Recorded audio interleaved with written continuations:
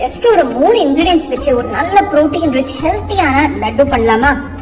ஒரு அகலமான கடாயில பச்சை வேர்க்கடலை சேர்த்து ஸ்டோவ் மீடியம் ஃப்ளேம்லயே வச்சு எல்லா பக்கமும் நல்லா ரோஸ்ட் ஆகுற மாதிரி வறுத்துக்கலாம். தோல் நிறம் மாறினதும் ஸ்டோவ்ல இருந்து எடுத்துட்டு ஒரு பிளேட்டுக்கு மாத்தி ஆற விடுங்க. ஆறுனதும் மேல இப்படி தேய்ச்சி விட்டீங்கன்னா தோல் வெளியில வந்து வறுத்த வேர்க்கடலையை ஒரு மிக்சர் ஜாருக்கு மாத்தி பல்ஸ் மோட்ல கொஞ்சம் குறகுறப்பா அரைச்சு எடுத்துக்கோங்க.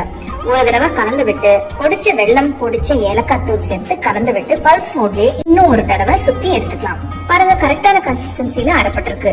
வேர்க்கடலைல கொஞ்சம் எண்ணெய் இருக்கிறதுனால எண்ணெய் வெளியில வந்துடக்கூடாது. அதே சமயம் நம்மளுக்கு பிடிக்கிற கன்சிஸ்டன்சில கரெக்டா இருக்கணும். பொடிச்ச கலவைய ஒரு போலுக்கு மாத்தி கொஞ்சம் எடுத்து சின்ன சின்ன லட்டுவா உருண்டைய பிடிச்சுக்கலாம். டேஸ்டி அண்ட் ஹெல்த்தியான புரோட்டீன் ரிச் வேர்க்கடலை லட்டு தயாரா இருக்கு. ஜஸ்ட் வேர்க்கடலை, வெல்லம், ஏலக்காய் மட்டும் வச்சு செஞ்ச இந்த லட்டு ரொம்ப அருமையா இருக்கும். கண்டிப்பா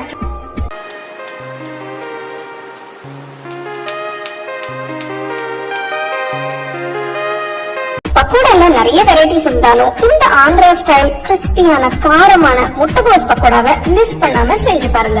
போல்ல கட் பண்ண முட்டைகோஸ், உப்பு, மிளகுத்தூள், மஞ்சள் தூள், சீரகத்தூள், காஷ்மீரி மிளகாய் தூள், இஞ்சி பூண்டு பேஸ்ட், அரிசி மாவு, சோள மாவு, கடலை மாவு சேர்த்து மிக்ஸ் பண்ணுங்க.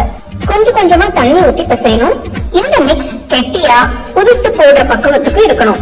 கடாயில பொரிக்கிறதுக்கு தேவையான அளவு எண்ணெயை ஊத்தி எண்ணெய் சூடானதும் முந்திரி பருப்பை சேர்த்து பொன்னிறமா வறுத்து எடுத்துக்கோங்க.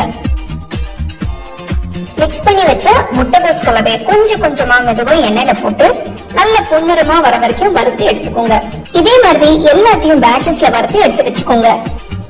இப்ப ஸ்டவ் ஆஃப் பண்ணிட்டு ரெண்டா கீறி வச்ச பச்சை மிளகாய சேர்த்து பொரிச்சிட்டு பொரிச்ச பச்சை மிளகாய முட்டைகோஸ்ல சேர்த்துக்கலாம். இதே மாதிரி கருவேப்பிலையும் பொரிச்சு சேர்த்துக்கலாம். இப்ப பொரிச்சு வச்ச முந்திரி பருப்பு, கோஸ், பச்சை மிளகாய், கருவேப்பிலை எல்லாத்தையும் ஒரு பெரிய பவுல்ல சேர்த்து நல்லா மிக்ஸ் பண்ணுங்க. ஒரு முட்டைகோஸ் பக்கோடா சூப்பரா ரெடி ஆயிடுச்சு. செஞ்ச உடனே நல்ல சூடா ரசிச்சு சாப்பிடுங்க.